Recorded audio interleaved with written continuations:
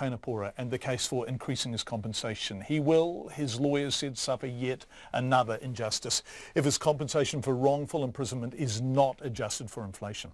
Now, that was the argument advanced in the High Court in Wellington today as lawyers argued over the $2.5 million settlement Mr Pora got for spending almost 22 years in prison after he was wrongly convicted of raping and murdering Susan Burdett.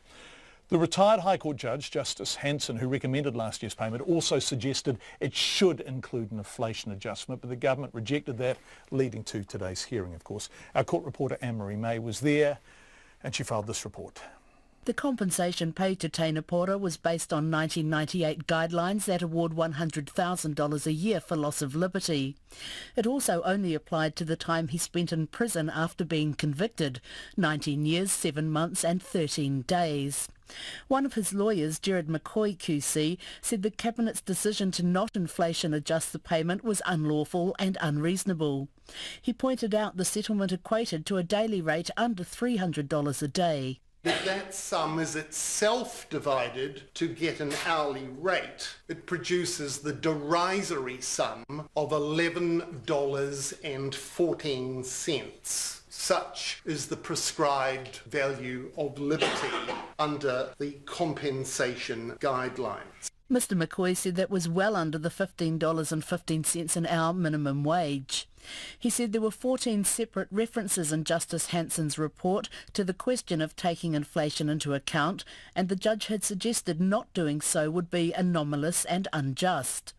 Mr McCoy said the Justice Minister Amy Adams had said the Cabinet guidelines do not provide for inflation adjustment, but he pointed out it's not prohibited.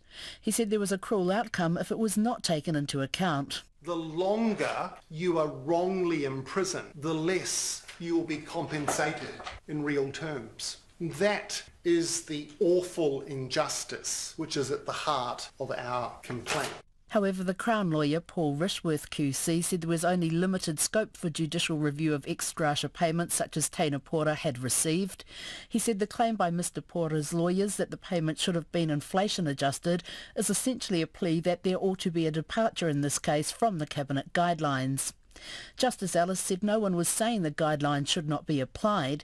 They were just saying that in the wider interests of justice, an adjustment should be made, which led to this exchange with Mr Rishworth. But it could depart from them if it had good reason in the individual case, could it not? Well, I say that if it did that, then it is changing the scheme that it has. In the individual case? Yes, it becomes a scheme for individual cases.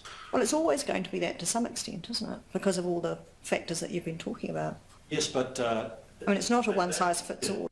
Justice Ellis reserved her decision. For Checkpoint, Anne-Marie May.